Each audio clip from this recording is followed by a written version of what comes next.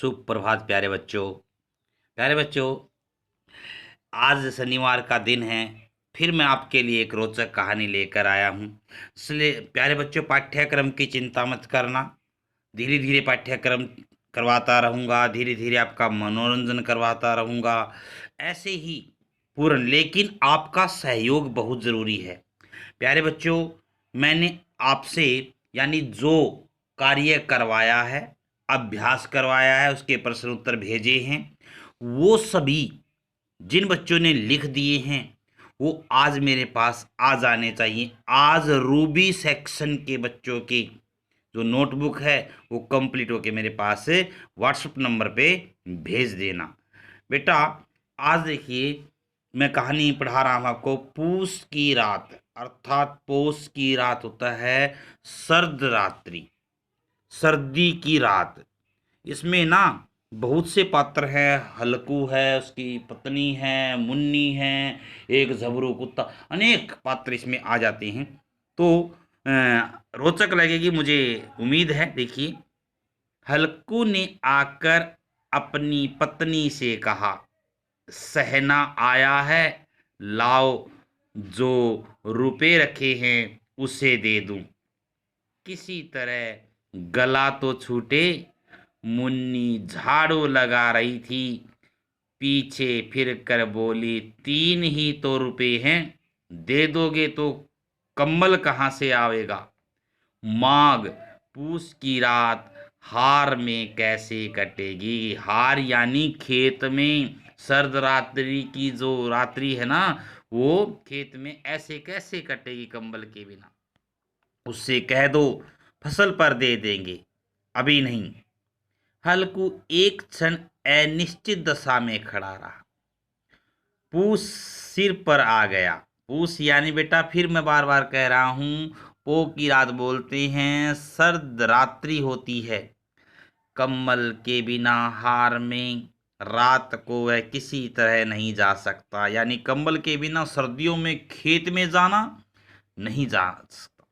मगर सहना मानेगा नहीं। सहना यानी जो कर्जदार है, जो कर्ज लेने वाला है, घुड़कियां जमावेगा, गालियां देगा, बला से जाड़ों में मरेंगे। मुसीबत से तो अच्छा है सर्दियों में मरेंगे, बला तो सिर से टल जाएगी। यह सोचता हुआ वह अपनी भारी भरकम डील लिए हुए, जो उसके नाम को झूठ सिद्ध करता था, स्त्री के समीप आ गया और खुशामद करके बोला, ला दे दे, गला तो छूटे, कम्बल के लिए कोई दूसरा उपाय सोचूंगा। मुन्नी उसके पास से दूर हट गई और आंखें तरेरती हुई बोली क्रोधित होकर, कर चुके दूसरा उपाय, जरा सुनूं तो कौन सा उपाय करोगे। कोई खैरात देगा कंबल में? क्या कोई फ्री में कंबल दे देगा, व्यर्थ में दे देगा? न जाने कितनी बाकी है जो किसी तरह चुकने ही नहीं आती। मैं कहती हूं, तुम क्यों नहीं खेती छोड़ देते, मर मर काम करो, उपज हो तो बाकी दे दो। चलो, छुट्टी हुई, बाकी चुकाने के लिए ही तो हमारा जन्म हुआ है। पेट के लिए मजूरी करो, ऐसी खेती बाज आए, मैं रुपए न दूंगी, न दूंगी। हल्कू उदास होकर बोला, तो क्या गाली खाऊं? मुन्नी ने तड़प कर कहा, गाली क्यों देगा, क्या उसका राज है। मगर यह कहने के साथ ही उसकी तनी हुई बोहें ढीली पड़ गई। बोहें आंखों के ऊपर जिसको आप इंग्लिश में आईब्रो कहते हैं, वो होती बोहें। हल्कू के उस वाक्य में जो कठोर सत्य था, वह मानो एक भीषण जंतु की भांति उसे घूर रहा था। उसने जाकर आले पर से रुपए निकाले। बच्चों, दीवार के पास ना कई बार एक जगह छोड़ दी जाती है, उसको आले बोलते थे इसमें। और लाकर हल्कू के हाथ पर रख दिए। फिर बोली, तुम छोड़ दो अब की से खेती। मजूरी में यानी मजदूरी में सुख से एक रोटी तो खाने को मिलेगी। किसी की धौंस न धौंस तो न रहेगी, अर्थात किसी का क्रोध तो न सहन करना पड़ेगा। अच्छी खेती है, मजूरी करके लाओ, वह भी उसी में झोंक दो, उस पर धौंस। हल्कू ने रुपए लिए और इस तरह बाहर चला मानो अपना हृदय निकाल कर देने जा रहा हो।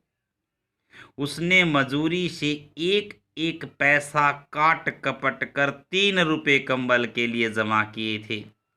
वह आज निकले जा रहे थे। एक पग के साथ उसका मस्तक अपनी दीनता के भार से दबा जा रहा था। पूस की अंधेरी रात, फिर वही सर्द की अंधेरी रात। आकाश पर तारे भी ठुठुरते हुए मालूम होते थे। हल्कू अपने खेत के किनारे ऊख के पत्तों की एक छतरी के नीचे बांस के खटोले पर अपनी पुरानी गाढ़े की चादर ओढ़े पड़ा कांप रहा था। प्यारे बच्चों, ऊख के पत्तों यानी ईख, गन्ने के पत्तों से, और ऐसे ही यानी वो छतरी के नीचे बांस के खटोले यानी छोटी चारपाई पर वह चद्दर ओढ़े कांप रहा था। खाट के नीचे उसका संगी कुत्ता जबरा पेट में मुंह डाले सर्दी से कूं कूं कर रहा था। पहले बच्चा, आपको पता होगा जब अत्यधिक सर्दी लगती है ना, तो मनुष्य भी जीव जंतु भी सिकुड़ जाते हैं। यहाँ पर जब भी कोई जीव जंतु यानी कुत्ता जब अपना प्यार जताता है तो उससे भी क्या कू कू की ध्वनि करता है। दो में से एक को भी नींद न आती थी।